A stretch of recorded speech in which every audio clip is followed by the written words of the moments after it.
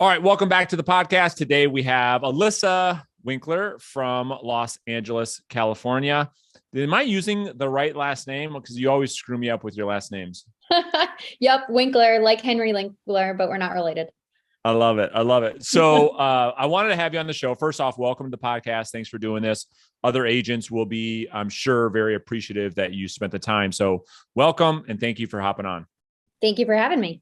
For sure. For sure. So like I was talking to you before we hit the recording, I'd like to have a conversation with you specifically because of the uniqueness that of the situation that you're in, meaning you moved to a brand new market where you don't have a massive sphere of influence. That market that you chose to move to also happens to be one of the most competitive markets, not just in the country, but in the world. And now you're building a business from scratch. So you have a unique perspective that I'd like to share with the audience. So just tee this up for people that might be watching or listening. You moved from where and how long ago? I moved from Staten Island, New York. I'm going on 4 years. It will be here in LA at the end of this month. For the first 2 years that my husband and I lived out here, we were both working from home. We kept our jobs from New York City, which was a blessing and a curse, because we didn't make a lot of friends. We didn't really leave the house. We were kind of like, woo, finally, we're out of the city. Everyone leave us alone. Like, let's just go to the beach and just chill in California, right? But then COVID hit, right? 2020. I was laid off. My company went completely under. And so I felt it was an opportunity for me to switch gears. I was kind of over what I was doing previously. And so that's when I started thinking about getting into real estate. Got it. Okay. So how long have you been full-time then in LA selling real estate? So I got my license in April 2021. So it's been a little over a year now. Okay. Got it. That makes a lot of sense. So you get into real estate, you're in one of the hardest markets, like we talked about in Los Angeles, California. I think you and I joke about this all the time, but it's like everybody has their license in LA. The waitress, the Uber drivers, the people working at the movie theaters, everybody is licensed. So, I guess when you first got your real estate license, I want to unpack just this one part because I am curious. What did you think it was going to be like versus what it was actually like?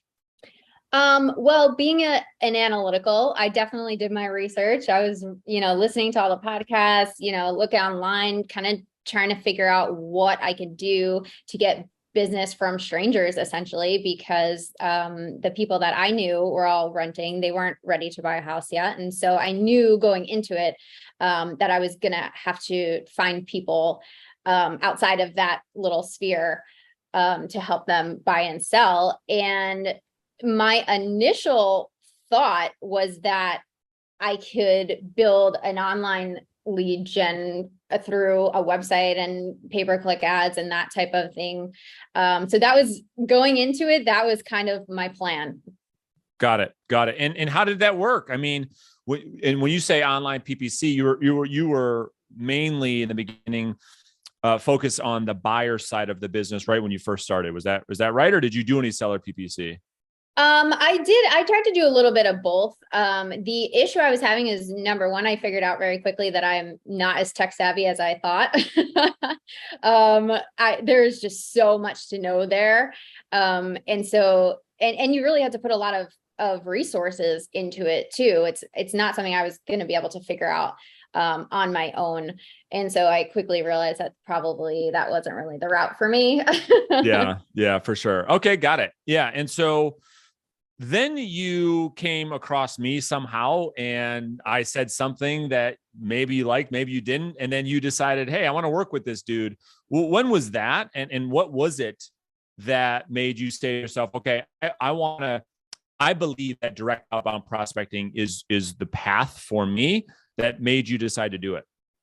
So at the first brokerage that I worked at when I first got my license, my mentor there he was in Mike Ferry Mike Ferry coaching for a long time. And so I guess that kind of introduced me into the idea of cold calling. And I wasn't really against it. I guess I'm being someone who worked remotely. I was on the phone all the time. I wasn't talking to strangers, but it was kind of a more comfortable space for me than maybe other people who have, different types of jobs or just aren't really used to just being on the phone all the time. So I wasn't opposed to doing that. And so I started doing a little bit of cold calling when I first got my license, but maybe like an hour a day, like circle dialing. And I didn't realize the amount of calling that I would need to do to actually get something out of that. But it seemed like the best route again, because I wasn't really opposed to doing it. It was fine. I was willing to put in the work for that. But I needed more direction, right? Because a lot of my hesitation too is like, okay, if I find somebody that's ready to sell, like, then what? Yeah, for sure. And like, you can't get totally in your head about that or you'll never pick up the phone. But I needed some kind of back end plan. And so when I found your YouTube channel, which was a lot about for sale by owners at the time, it just seemed like a direction, and so that's what I gravitated towards.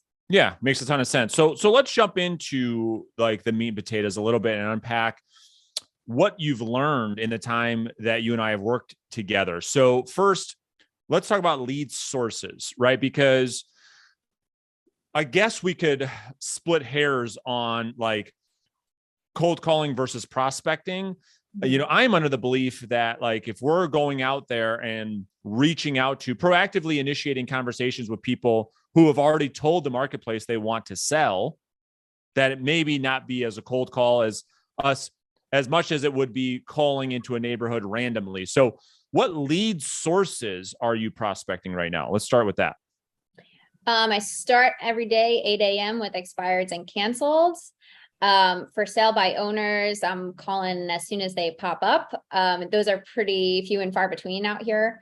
And then what you like to call bullseye prospecting and absentees would kind of be the later in the day prospecting. Got it. Okay, cool. So I want to go through all of that, right? So first, the mindset, right?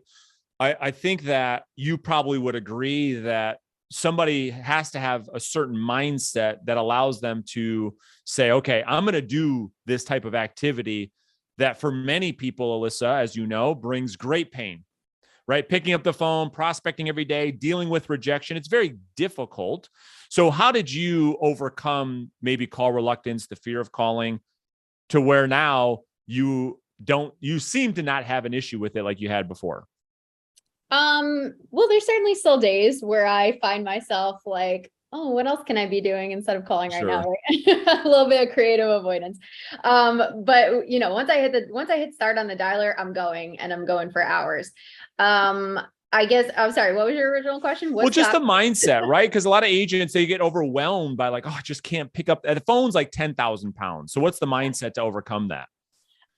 For me, when I was first starting, really what got me to pick up the phone with for sale by owners, that was kind of the most call reluctance that I had. It was, okay, the worst that can happen is I get a contact, right? They pick up the phone and they tell me to, screw it. Yeah. Screw off or whatever. Then, okay, whatever. I talk to somebody and that's a contact I can check off and now moving on to someone else. In the best case scenario, they say, oh my gosh, I was looking for an agent. Thank God you called. So it's like, you can't lose. And so, I also think as someone who's just starting off cold calling and stuff, it's just a phone. You can hang up too, right? Like if they're starting to say things that you don't like, or they're coming at you or whatever, you can hang up too. They can't physically come after you and they don't know who you are. Once you hang up that phone, they have no idea who you are. So as far as like, I think some people have a little like embarrassment for that rejection.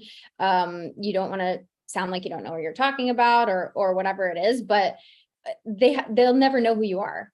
Yeah. I have something interesting that I want your feedback on. And it is a mindset hack to help people get through call reluctance. Cause I think you just hit something that I don't know if the audience heard that I want to just unpack for a second, which is I think when people think about going out there and calling strangers, they're so worried about what they're going to say and how is this person going to perceive me. But you hit on something that I've been talking a lot more about, which is to even the playing field. You, as much as the prospect, have a right in the situation. You don't have to put up with things. You don't have to deal with things. You're as much interviewing them as much as they're interviewing you. You are have as much control in the situation as the prospect. And for me, this really helped me to say, wait a minute, all I have to go do is find people to tell me no, because I'm expecting to tell me no, because I'm skeptical of the people I'm calling.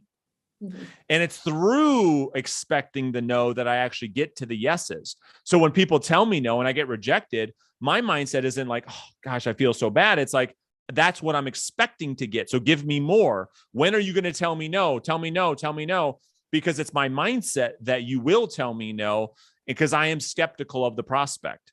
And when I hear a yes, which is only 5 or 10% of the time, then we can do something with it. Does that make sense? Yeah. Yeah. And I think you're completely right. I mean, well, I like to, when I get on the phone, I like to think, that they're going to be like, oh, actually, I was thinking about selling next week, Mm, in my head, I'm like, especially when they have that pause, right? When I'm like, oh, yeah. I was wondering if you're thinking about selling the next 2 years, then they're like, and I'm like, oh, you Yeah, are. yeah, yeah. I Right. think what I mean real quick is more like, I don't know if I can find the book. It's more or less like the book Go for No. Go for no. Yeah. It's like such a great way, and they obviously, those authors can probably articulate it better than I can. But when I think about the idea of prospecting and the activity of prospecting, it isn't that I am so timid because I am so attached to getting the yes.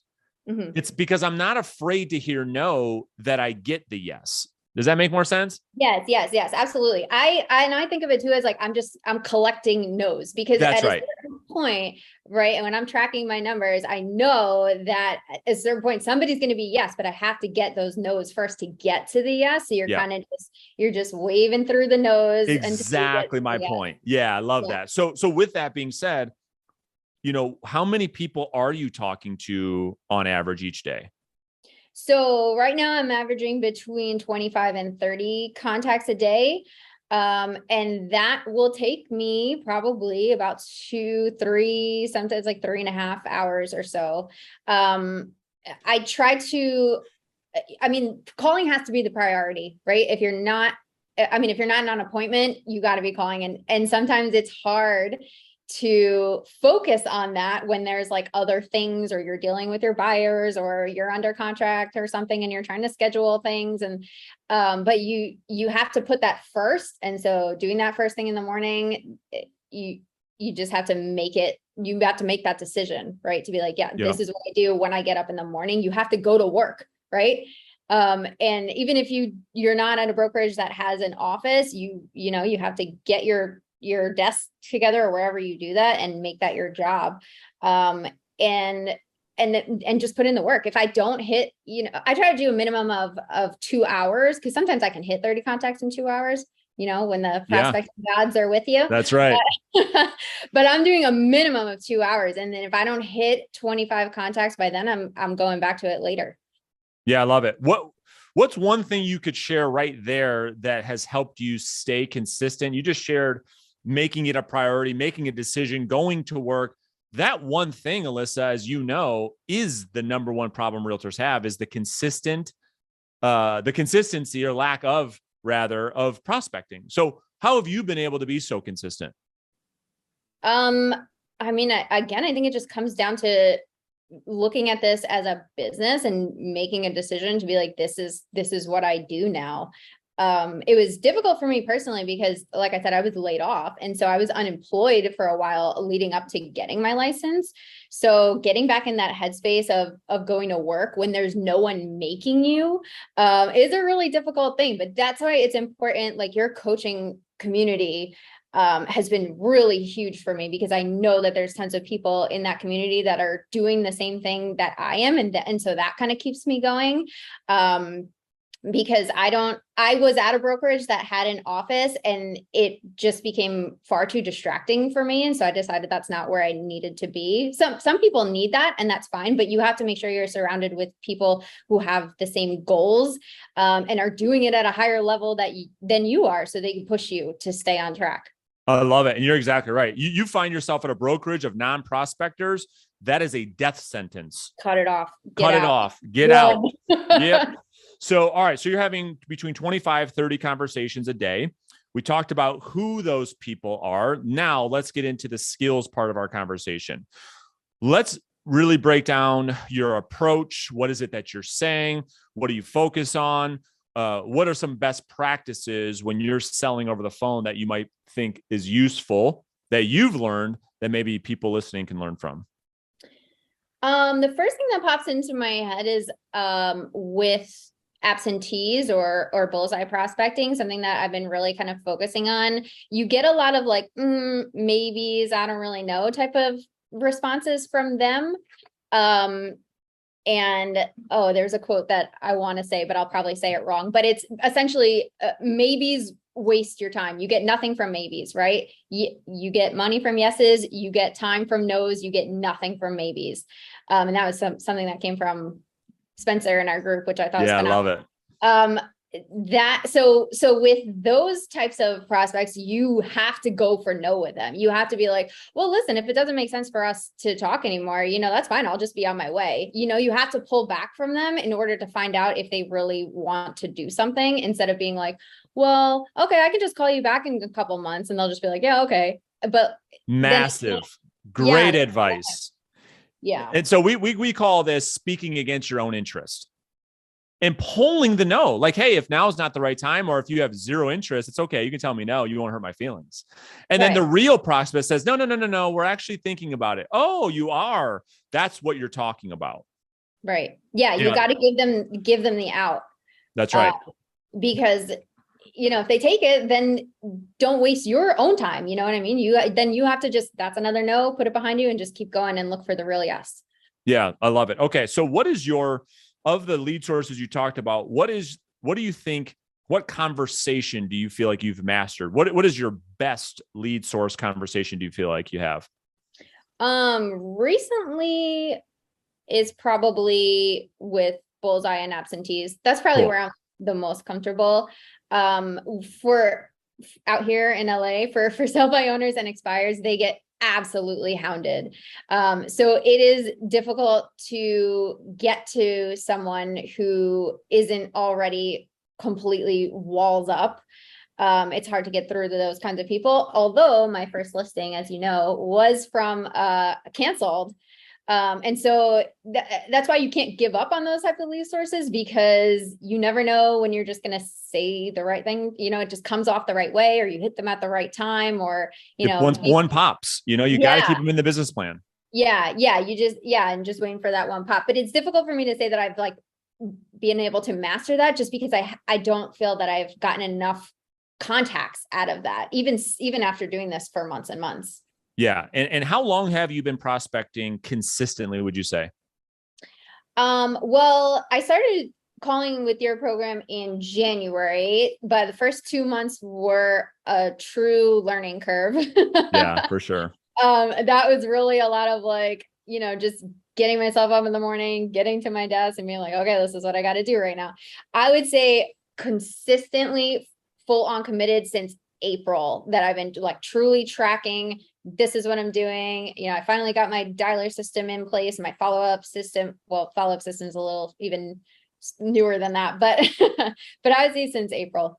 Okay. So roughly about 6 months. So I'm going to come back to the phone skills in a second, but in that 6 months, talking about tracking, how many leads have you been able to generate, put into your seller lead database in that period of time? Do you have that number that you could find fairly quickly? Actually, while you're doing that, because I want to give the audience context, right? So, because the debate is how to go and generate business in this business. And the debate is, well, direct outbound calling, like that's old school. That doesn't work at all. So I want to give people some context of how many leads you've actually generated. Well, I don't want to scare people because the ratios out here in LA, I feel are a bit different. I do feel like Oh, for sure. you need to talk to a lot of people. And I am very stringent on what's a lead. That's Like right. if you're not telling me that you actually want to sell, I don't even count it. I mean, sometimes I'll put like a follow-up notification in my dialer or something like that, but I'm not counting that as a lead unless you're saying, yes, I'm thinking about moving here and I'm going here. Yeah, because you're not in the business of collecting leads. You're in the business of selling real estate. So I love that you have such a discipline for putting high quality opportunities into the database. And yeah, I'd love to know what that number is. So right now I'm looking like I have 48. Yeah. So here's the thing. Watch.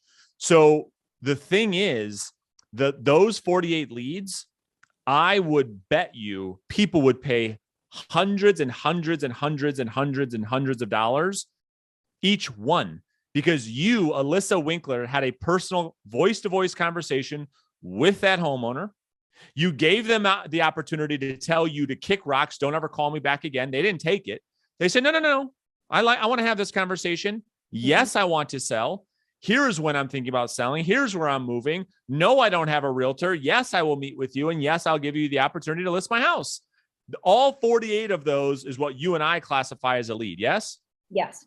So, I mean, it's amazing. So nobody can ever take that away from us, that your effort picking up the phone and talking to people voice to voice over the telephone is absolutely moving the needle in your business. And so that's what I wanted to show the audience is the power in which and you're in a very competitive market, to your point. In other markets, with your effort, they could probably get double that. They probably have 150 or 200 leads, but LA is so competitive. So going back to the phone for just a second, in the absentee owner or bullseye prospecting lead generation strategy, it's all about building a pipeline. It's all about building leads, putting them into a follow-up system, following up over time that generate appointments. Would you feel comfortable sharing like what that conversation could sound like? Maybe doing a role play of like how you handle an absentee owner call. Let's do a bullseye prospecting conversation, like what that could sound like for the audience. Okay. Cool. So I'll be the seller. I'll be the homeowner. You be you. And I'll just ring and I'll say, hello. Hi, I'm not sure I have the right number. I was looking for Brandon. Yeah, this is him. Hey, Brandon, this is Alyssa over at eXp Realty. I know this is completely out of the blue. I was hoping to ask you a quick question. Would that be okay? Yeah, sure. Well, Brandon, looks like there's a house that just went under contract in only 5 days in your neighborhood. And I don't know if it would be of any value to you, but with people willing to pay a premium in that neighborhood, I was just curious, Brandon, could you see yourself making a move in the next year or two? That is phenomenal. I mean, it's obvious why that conversation works so well for you. I mean, you're really good at it. You've had it, I don't know, probably hundreds of thousands of times right now. Alyssa, that's really, really good. People in the audience will get a lot of value out of that. Thank you for that. And so so that's how you're opening up the conversation, which leads to motivation. Walk us through one best practice that allows you to set an appointment. So what is it that you're saying or how you're approaching the conversation that has a homeowner invite you into their home? Typically if I'm getting like, yes, I'm thinking about selling, this is where I would probably go. I basically bring it up as, well, I'll actually be in the neighborhood later this week. I mean, would it make any sense for us to maybe meet and talk about what that might look like? And that on a circle dial has got me a couple. Yeah. And would you say that's great. I was just going to say, of the appointments you go on, are most of them coming out of lead follow-up, not lead generation, to be fair, right? For absentees, yeah. Different, of course, with expireds and for sure. Yeah, got it. Okay, cool. All right. So now I just want to spend a few minutes on the appointment. So we talked about the phone call, we talked about your daily schedule, we talked about lead generation. What are maybe one or two things that helps you win listings at the appointment that you find very, very helpful that you've learned over the last 6 months? My favorite thing is starting out in the appointment saying, is it okay to be 100% upfront and honest with you? Love it. And that's my absolute favorite thing to do, because number one, of course, that's exactly what they want. Especially if they've already been through the process and were unsuccessful selling their home. Of course, they want somebody who's going to tell them the truth. But I think that's also going back to what you're saying about leveling the playing field, right? It gives That's right. you the opportunity to also say, well, listen, I know you want this price, but I don't think I'll be able to help you sell at that price. I don't think it's possible in that market. And so it gives you the out.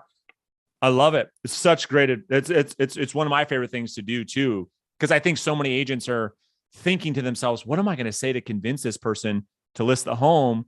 Well, you and I are saying the exact opposite, that we're trying to even the playing field. We're as much interviewing the seller as much as they are interviewing us. So I always like to understand, if you could go back and get licensed all over again, knowing what you know now, having the skills that you have now, what's maybe one or two pieces of advice you'd give yourself that other new real estate agents that are just getting licensed now might benefit from?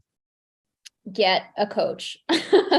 Do not wait. Do not wait. Just get a coach, and not like a mentor in your brokerage. It's different. Get a coach, invest in it, invest in somebody who is going to give you the truth, right? That's important. And somebody who really wants to see you succeed. That is something I did that within my first year, but if I could have done it sooner, who knows where I would be at this point. Yeah, I love it. Well, listen, and I've told you this before, I just think that your future looks so good because of the work you're putting in now. I think that a year from now, every time an agent's put in the work like you have, especially in California, whether that be San Diego, Sacramento, or LA, we build a business through seller nurtures, which is what you're doing. Once those start to turn over into listings this time next year, things are going to be really, really cool. So I probably will have you on the podcast again a year from now, but thank you for doing this. We really appreciate it. If there's an agent that was inspired based on our conversation, can they find you online, Facebook, Instagram? Where's the best place to connect? Yeah, absolutely. Instagram is my go-to. You can find me at Alyssa_Winkler_real estate. And I'll link to Alyssa's Instagram, you guys, in the show notes right underneath the video.